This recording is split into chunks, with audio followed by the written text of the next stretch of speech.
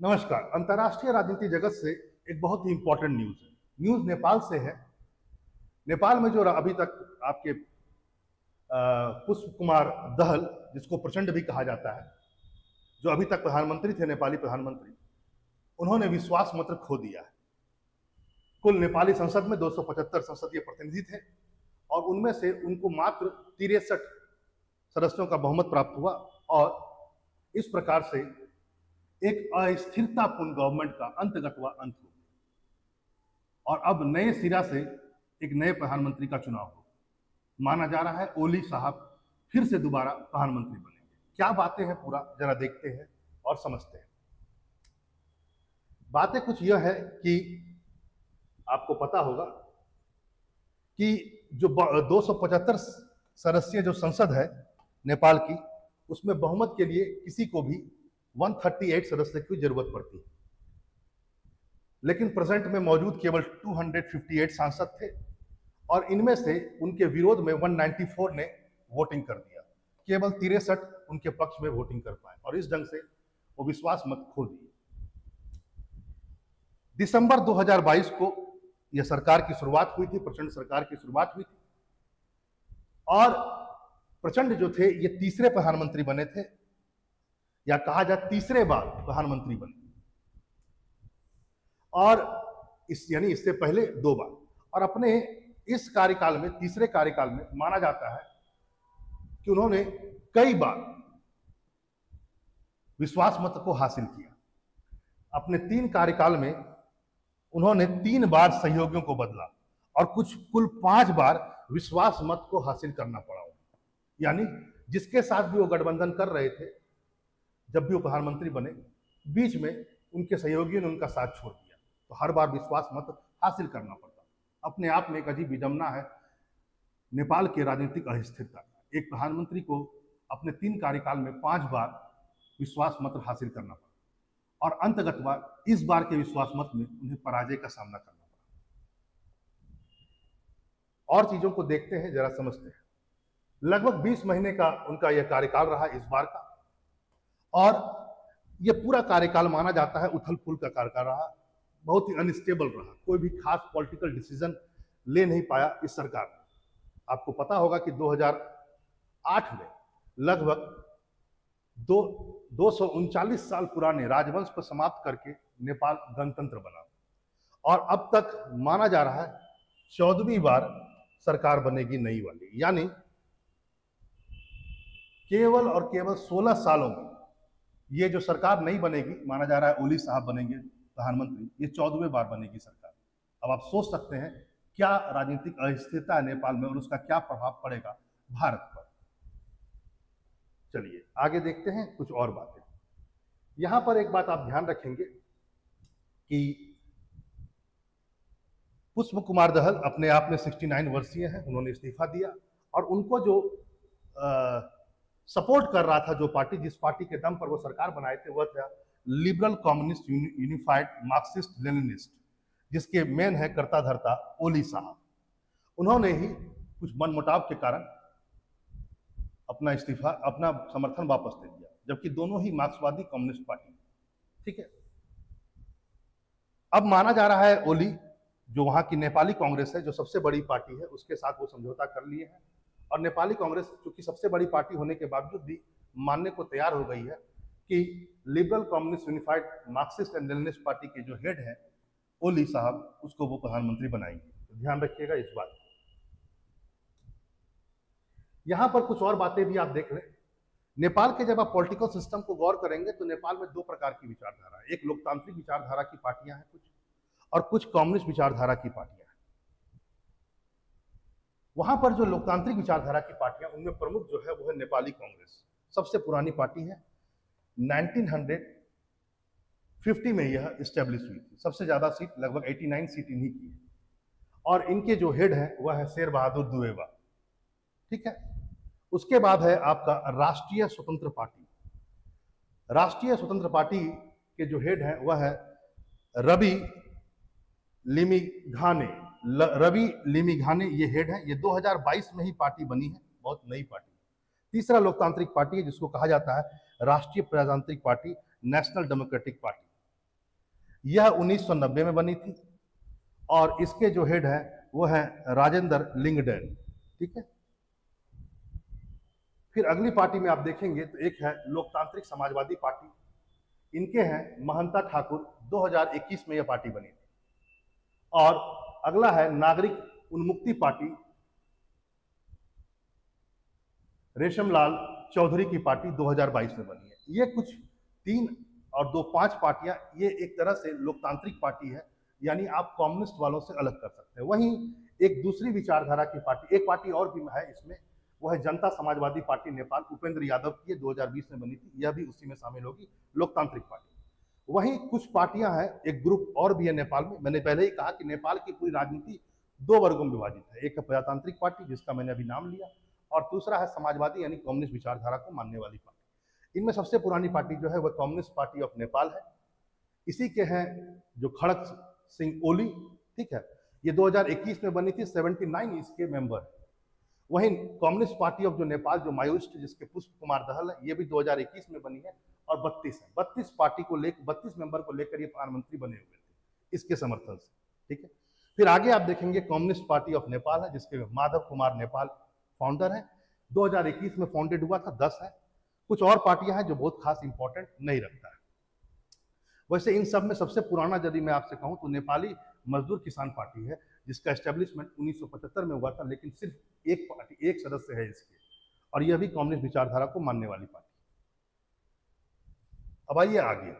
जैसा कि मैंने आपसे कहा कि शुरू से देखा गया कि जब से यह सरकार बनी है 2022 में, तब से एक अस्थिरता का माहौल इसमें नजर आया। ठीक है। पहले इन्होंने सपोर्ट से सरकार बनाया और फिर बीच में ही विद्रोह के स्वर निकलने लगे, और जब विद्रोह के स्वर निकलने लगे तब नेपाली कांग्रेस ने इनका समर्थन कर दिया। यानी पहले ये कम्युनिस्ट के साथ थे, बाद में विद्रोह के स्वर निकले, उनको अलग कर दिया गया, और उसके बाद नेपाली कांग्रेस के सपोर्ट से ये बन गए प्रधानमंत्री। कुछ दिनों के बाद नेपाली कांग्रेस ने फिर से सपोर्ट खींच लिया, उसके बाद दोबारा लेनिन वाली पार्टी ने इसका सपोर्ट कर दिया, यानी ओली वाली पार्टी ने, और ये फिर भी सत्ता में बने रहे। हमेशा अस्थिरता रहा, कभी सरकार में है कि नहीं है ये सोचना पड़ता था। यहाँ पर एक बात और भी ध्यान रखेंगे, वह यह है, इस पूरे कार्यकाल में यदि कहा जाए तो ये हमेशा इसी पर आमादा रहे कि कैसे सरकार को बचाई जाए। काम से ज्यादा सरकार बचाने पर इनका फोकस रह गया। आप देख सकते हैं कि 2023 में केवल एक कानून प्राप्त हुआ है संसद से, जबकि माना जाता है कम से कम 32 ऐसे बिल हैं जो अभी भी पास होने के लिए लंबित है संसद के सामने। यानी कामकाज संसद के नाम पर कुछ नहीं हुआ, केवल एक बिल ही पास हो पाया, एक ही बिल को कानूनी रूप दिया जा सका। 32 ऐसे बिल जो हैं वो अभी भी धरे हुए हैं। ठीक है। यहां पर एक बात और भी ध्यान रखेंगे, दहल यानी पुष्पचंड दहल जो है वो, देउबा जो नेपाली कांग्रेस के हेड है, और ओली, ये 3 जो है नेपाली राजनीति के धुरी बन चुके हैं, और लगभग इन तीनों का जो उम्र आप देखेंगे लगभग 70 साल के आसपास है। लेकिन ये जो है कुर्सी को पकड़ कर रखे हुए, आने वाली पीढ़ियों के लिए सत्ता को छोड़ना नहीं चाहते, और ले देकर के यही 3 जो है बार बार प्रधानमंत्री बनते हैं। कभी आपको देउबा सुनने में आएगा, कभी ओली सुनने में आएगा, और कभी प्रचंड सुनने में आएगा। और इस कारण से जब ये 3 पार्टियों के 3 लोग हेड बन करके बैठे हुए हैं, तो वाजिब बात है भाई भतीजावाद बहुत बढ़ गया है, पक्षपात बढ़ गया है, और लाल फीताशाही भी बढ़ गया है वहां पर। ठीक है। भागबंद भी है, समूह के बीच शक्ति और भत्तों का वितरण, ये शब्द यूज किया जा रहा है वहां पर, ये सब बढ़ चुका है। आपको यह पता होना चाहिए कि नेपाल का जो आगामी चुनाव होने वाला है वो 2027 में होने वाला है, यानी 2027 तक गठबंधन के आधार पर सरकार चलती रहेगी जब तक नया चुनाव ना हो। लेकिन कुछ पार्टियां ऐसी भी हैं जिनका जनाधार बढ़ता जा रहा है और वह चुनाव का इंतजार कर रही हैं, और उनका उम्मीद है कि वो अच्छा परफॉर्म करेंगी। और इसमें सबसे बड़ी पार्टी जो है वह स्वतंत्र पार्टी। स्वतंत्र पार्टी के उम्मीदवार जो है वो बहुत इंतजार कर रहे हैं। उनका माना जाता है कि उनके सबसे ज्यादा शिक्षित जो सांसद हैं वो इसी पार्टी से बिलोंग करते हैं, स्वतंत्र पार्टी से बिलोंग करते हैं, और अंतर्राष्ट्रीय स्तर पर उनकी छवि भी बहुत अच्छी है। ठीक है। और इनकी जो मांगे हैं, जैसे नेपाली प्रवासियों को शामिल किया जाए, वोटिंग राइट्स दिया जाए उनको, ठीक है, संसदीय कैलेंडर का विकसित करना, यानी जो एक इनका जो मांग है स्वतंत्र पार्टी का, संसद सदस्य कैलेंडर को विकसित किया जाए, नेपाली प्रवासियों को शामिल किया जाए मतदान व्यवस्था में। ये सब चीजें जो है वहां के लोगों को बहुत ज्यादा आकर्षित भी कर रही है। तो कुछ पार्टियां हैं जो इंतजार कर रही हैं कि भाई चुनाव हो। वहीं पुष्प कुमार दहल यानी प्रचंड और ओली जैसे लोग और बहुआ जैसे लोग अब ऐसा चाह रहे हैं कि 27 तक किसी ढंग से वो सत्ता में बने रहे। यहां पर एक बात आज अब ये भी जाने कि नेपाली रुपया जो है वो दिनों दिन कमजोर होता जा रहा है। जहां पर नेपाली रुपया पहले 132.45% था भारतीय रुपए में $1 की कीमत, वहीं इसके मुकाबले थोड़ा और कमजोर होकर 133 पर पहुंच चुका है। यहां पर आप यह भी जान लें कि 1994 से भारत और नेपाल की करेंसी में 1.6 का मामला चल रहा है, यानी 10 रुपए आप भारत का तो वहां का 16 रुपए। ठीक है, यहां पर जो मैंने पहले बताया वो नेपाली करेंसी में है, मतलब कि नेपाल के लोगों को जो डॉलर परचेस करना है तो भारतीय रुपए में अब उन्हें 133 रुपए देना पड़ेगा $1 की कीमत। ठीक है, कुछ बात और भी आप जान लें वो यह है, बीते वर्ष कोविड के बाद नेपाल में थोड़ी सी कुछ आर्थिक सुधार हुआ, ऐसा तो नहीं है कि नहीं हुआ, कुछ सुधार हुआ। पर्यटक जो है उनकी संख्या 10 लाख तक बढ़ चुकी है, यानी कि थोड़ा सा बढ़ोतरी हुआ है कोविड के बाद से देखा गया है। अंतर्राष्ट्रीय यात्राओं में यदि देखा जाए तो 41% की वृद्धि हुई है। घरेलू यात्राओं में देखा जाए तो 38% की वृद्धि हुई है। थोड़ा बहुत तो काम हुआ है नेपाल की इकोनॉमी में, लेकिन जितना होना चाहिए उस हिसाब से नहीं हुआ। और यह साफ दिखाता है नेपाल का जो सामाजिक स्ट्रक्चर है वह दिखा रहा है। जैसे नेपाल में 2023 में एक रिपोर्ट आया है जिसमें कहा गया है कि शिक्षा और नौकरियों के लिए लोग बाहर जा रहे हैं बहुत बड़ी संख्या में। लगभग 1,10,000 से ऊपर छात्र नेपाल सरकार से अनुमति प्राप्त करके शिक्षा के लिए विदेश अध्ययन करने के लिए चले गए। वहीं लगभग माना जाता है कि 8 लाख 2022 में 8 लाख से अधिक लोग श्रम परमिट प्राप्त करके विदेश चले गए हैं अपने रोजगार के लिए। ठीक है, 2022 में यह 8 लाख था और केवल 5 महीनों में 2023 के 5 महीनों में यह संख्या 3 लाख हो चुकी है, यानी 7 साल का रिपोर्ट आना बाकी। यानी लगातार नेपाल से पलायन हो रहा है, बौद्धिक पलायन भी हो रहा है और श्रम का पलायन भी हो रहा है। ठीक है, लेकिन क्या किया जाए, सरकार जो है वह 3 व्यक्तियों के इर्द गिर्द घूम रही है। ठीक है, अब आप देखिए वहीं नेपाल ने कुछ इधर बीच यदि कहा जाए तो जो एक कानून प्राप्त किया वो बहुत बड़ा माइलस्टोन था। माइलस्टोन यह था कि वहां की सुप्रीम कोर्ट ने अंतरिम फैसला दिया और उसमें कहा गया कि समलैंगिक विवाह को अब मंजूरी दे दी गई। नेपाल एशिया का दूसरा कंट्री है जिसने समलैंगिक विवाह को मंजूरी दी है। दूसरा, पहला कौन सा, जरूर कमेंट बॉक्स में आप कहें। नेपाल अपने आप को जरूर सेकुलर कहता है, लेकिन ऐसी बहुत सारी घटनाएं हुई हैं जो वहां पर सेकुलरिज्म पर थोड़ा सा प्रहार करती है, क्योंकि गाय जो स्लॉटर है, कॉ स्लॉटर पर हिंदू मुसलमानों के बीच संघर्ष का मुद्दा बढ़ रहा है। जैसे धरान और नेपालगंज जैसे क्षेत्रों में यह साफ देखा गया कि वहां पर भी जो कॉ स्लॉटर है एक मुद्दा बन गया है हिंदू और मुसलमानों के बीच संघर्ष का।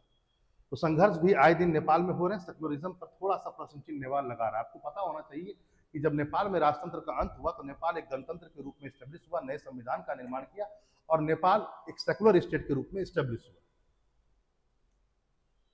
नेपाल कुछ प्राकृतिक आपदाओं से भी हमेशा पीड़ित रहता है। नवंबर में महीने में बहुत जबरदस्त वहां भूकंप आया, लगभग 153 लोग मारे गए, सैकड़ों इमारतें धराशायी हुई। भारत ने बहुत मदद भी की। भारत सरकार और भी नेपाल को मदद कर रही है। जैसे भारत सरकार ने बांग्लादेश के माध्यम से नेपाल ने भारत के माध्यम से बांग्लादेश को 40 मेगावाट बिजली निर्यात करने का पायलट प्रोजेक्ट शुरू किया। मतलब नेपाल अब बिजली को निर्यात करना चाह रहा है और इसके लिए उसने बांग्लादेश को चुना। वाजिब बात है, बीच में भारत है तो वाया भारत वह यह काम कर रहा है। लेकिन कुछ चीजें ठंडे बक्से में भी जा रही, जैसे एक है पोखरा अंतर्राष्ट्रीय हवाई अड्डा जो नेपाल में है। माना जाता है यह पूरा का पूरा हवाई अड्डा चीन वित्त पोषित है, लेकिन भारत वह आरोप लगा रहा है कि भारत जो है पोखरा और भैरवा हवाई अड्डे के लिए मार्ग नहीं खोल रहा है। और इस कारण से क्या हो जा रहा है कि वह जो हवाई अड्डा बना भी रहा है चीन की मदद से, वह अभी इंप्लीमेंट नहीं हो पा रहा, चालू नहीं हो पा रहा। यहाँ पर कुछ बातों को आप जरूर ध्यान रखें। जब मैं बात करता हूँ ये बात कि वहां पर 2 टाइप की विचारधारा की पार्टियां हैं, चाहे कम्युनिस्ट हो या नेपाली कांग्रेस जिसको प्रजातांत्रिक पार्टी कहा गया, लेकिन एक चीज साफ देखा गया कि जो भी पार्टी सत्ता में आ रही है उसका भारत के विरुद्ध रवैया एंटी है। पहले ऐसा नहीं था। कम्युनिस्ट पार्टी सत्ता में यदि आती है तो स्वाभाविक रूप से समझ में आता है कि उसका प्रभाव चीन की ओर ज्यादा रहेगा, भारत से थोड़ा कम रहेगा। लेकिन अब यहां देखा यह गया कि चाहे नेपाली कांग्रेस सत्ता में आए या कम्युनिस्ट पार्टी के कोई और पार्टी सत्ता में आए, वो दोनों ही भारत विरोधी बयान देकर के ही अपने मतदाता को प्रभावित कर रहे हैं। भारत विरोध वहां पर एक राष्ट्रीय रूप लेता जा रहा है, वहां की राष्ट्रता का विकास भी भारत विरोध होता जा रहा है। आपको पता होगा कि उन्होंने भारत के 3 क्षेत्रों को, लिम्पियाधुरा, लेपुलेख और कालापानी, इन तीनों को अपने मैप में शामिल कर दिया और इसमें नेपाली कांग्रेस हो चाहे कोई भी पार्टी हो, सब सहमत है। यानी भारत विरोध वहां बढ़ता जा रहा है। उम्मीद है कि जो नई सरकार बनेगी उसका भारत के विरुद्ध क्या रवैया होगा वो देखना होगा। लेकिन इसमें यह बात भी जान लें कि ओली साहब जो पिछली बार प्रधानमंत्री बने थे, जो मोस्ट एक्सपेक्टेड है कि इस बार बनेंगे, उनका भारत के परिप्रेक्ष्य में रवैया अच्छा नहीं रहा। प्रचंड का तो ऑब्वियस है कि नहीं होगा, ओली का भी नहीं। फिर भी देखते हैं क्या क्या घटनाक्रम आगे बढ़ सकता है। फिर मिलते हैं एक नए टॉपिक के साथ। नमस्कार।